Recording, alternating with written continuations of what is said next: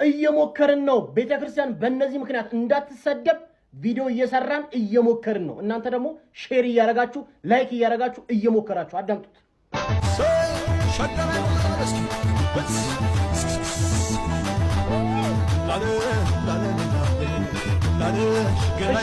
ምን ሚሉት ነው?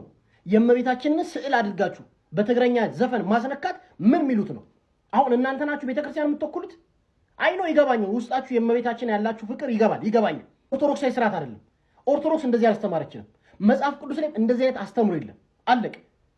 እናንተ አሁን እውነት የትግራይ ልጆች የመቀሌ ልጆች ከሆናችሁ እኔ የትግራይ ልጅ እምነቱን የሚወድ እምነቱን የሚያስከብር ስለ እምነቱ የሚያውቅ ብዙ ገዳማት ያሉበት ነው።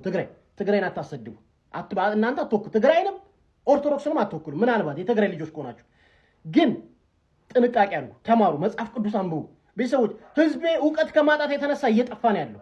በእውነት በዛ ይጨፍራል እየዘለለ የጥምቀት ዕለት በዚህ የእመቤታችን ስዕል አድርጎ ይዘላል።